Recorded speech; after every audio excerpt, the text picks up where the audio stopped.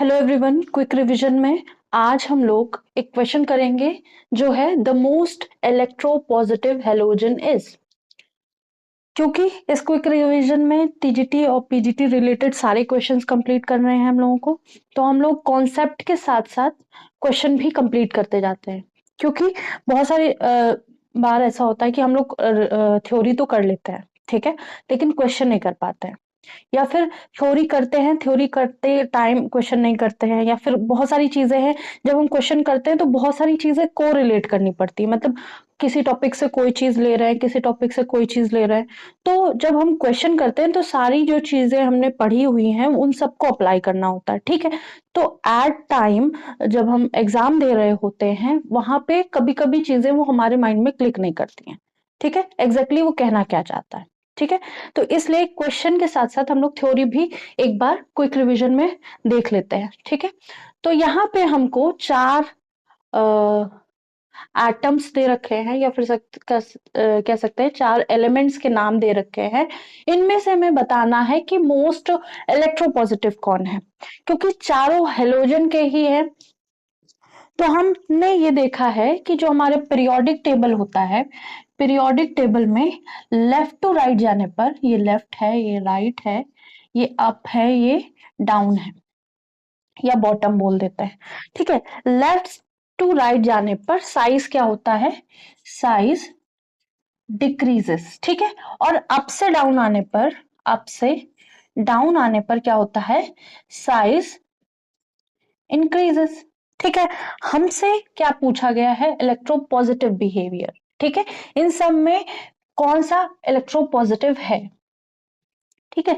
तो जनरली जो हम लोग इलेक्ट्रोनेगेटिविटी के बारे में ज्यादा बात करते हैं, तो जब हम लेफ्ट टू राइट जा रहे होते हैं, साइज डिक्रीज कर रहा होता है, तो electronegativity directly proportional to size, मतलब साइज बढ़ेगा नहीं, इनवर्सली प्रोपोर्शनल टू साइज, ठीक है। इलेक्ट्रोनेगेटिविटी बढ़ेगी जब हमारा साइज घटेगा, और इलेक्ट्रोनेगेटिविटी घटेगी तब हमारा इलेक्ट्रोनेगेटिविटी बढ़ेगी, ठीक है।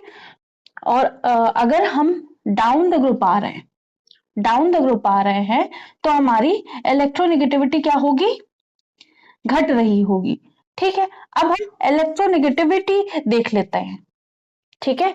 हम इलेक्ट्रोनेगेटिविटी देख लेते हैं। हमने देखा कि जब हम इधर से इधर गए, लेकिन जो हमारे पास एलिमेंट है फ्लोरीन, क्लोरीन, ब्रोमीन, आयोडीन, वो क्या है, एक ही पीरियड के, एक ही ग्रुप के हैं, एक ही ग्रुप है। कौन सा ग्रुप है इनका, 17 ग्रुप है, इसी ग्रुप के हैं सारे।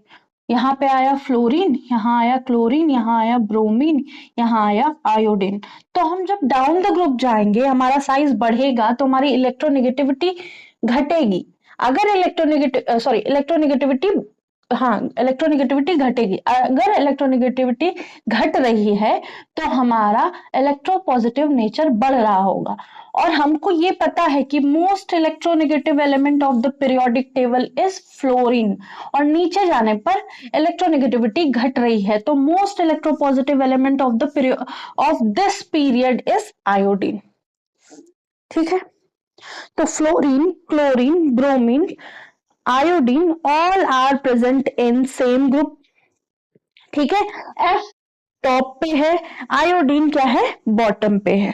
As we go down in periodic table या in group, as we go down in group, तो हम क्या देखेंगे, इलेक्ट्रोपॉजिटिविटी इंक्रीज करेगी, या फिर कहेंगे electropositivity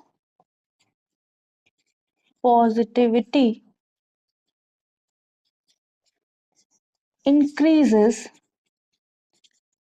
as we move down the group, किसी भी ग्रुप में, as size of element increases, size बढ़ेगा तो इलेक्ट्रोपॉजिटिव नेचर बढ़ेगा। मतलब जो इलेक्ट्रॉन्स होंगे यहाँ पे वो क्या करेंगे, इजिली डोनेट हो सकते हैं, ठीक है। तो इलेक्ट्रो पॉजिटिव नेचर का मतलब क्या होगा कि इलेक्ट्रॉन इजिली दिए जा सकते हैं, जितना साइज बड़ा होगा। तो जो आयोडीन है become most electropositive element as it is least electronegative, क्योंकि ये लीस्ट इलेक्ट्रोनेगेटिव है। ठीक है, तो यहां पे iodine has tendency to lose electron more than all elements present in group. जितने भी एलिमेंट्स प्रेजेंट है ग्रुप में, सबसे ज्यादा आयोडीन इलेक्ट्रॉन लूज कर सकता है। जो इलेक्ट्रॉन लूज कर सकता है वही इलेक्ट्रोपॉजिटिव नेचर शो करेगा। ठीक है, अगर इलेक्ट्रोपॉजिटिव नेचर का ऑर्डर पूछ दिया जाए तो हम क्या लिखेंगे? सबसे ज्यादा इलेक्ट्रोपॉजिटिव आयोडीन है, फिर ब्रोमीन है, फिर क्लोरीन है, फिर फ्लोरीन है। तो ये भी पूछा जा सकता है, ये भी पूछा जा सकता है। तो आपको दोनों तरह से आना चाहिए। ठीक है, तो होप सो क्विक रिवीजन में आज का क्वेश्चन समझ में आया होगा। कुछ भी नया पढ़ना है, कुछ भी नया टॉपिक है, इवन कोई क्वेश्चन भी है तो आप कमेंट कर सकते हैं, हम आपको क्विक रिवीजन में उसका रिवीजन जरूर कराएंगे। आज के लिए इतना ही, थैंक यू।